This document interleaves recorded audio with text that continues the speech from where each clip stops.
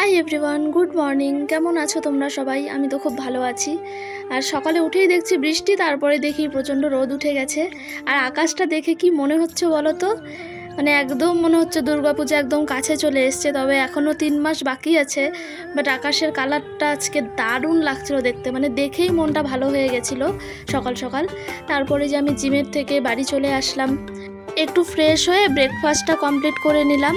আজকে ব্রেকফাস্টে খেয়েছি রুটি আর সয়াবিন আলু পেঁপে দিয়ে একটা তরকারি, টক দই আর শশা ছিল। তারপরে যে রান্না বসিয়ে দিলাম, রান্না বান্না করে নিলাম। আর যেহেতু প্রচণ্ড গরম পড়েছে, বৃষ্টি হচ্ছে রোজ রাতে, বাট দিনের বেলা প্রচণ্ড গরম পড়েছে, তাই একটু অনেক দিন পর, প্রায় বলতে পারো 2-3 বছর পর আমি পান্তা ভাত খেলাম।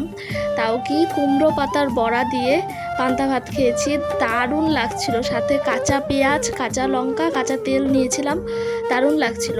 তারপর বিকেলে একটু বাইরে একটু হাঁটাহাঁটি করছিলাম, দেখলাম এই ছোট্ট গাছে খুব সুন্দর ফুল ফুটেছিল, ওটাই তোমাদের সাথে একটু শেয়ার করলাম। তারপর সন্ধেবেলা একটু শপিং করতে চলে গেছিলাম কসমোতে। বেশি কিছু নিইনি, পারফিউম নেওয়ার ছিল আর আমার একটা ড্রেস নেওয়ার ছিল, ওটাই নিয়ে তারপর আসার পথে দেখি আবার বৃষ্টি নেমে গেছে। বৃষ্টি দেখতে দেখতে বাড়ি।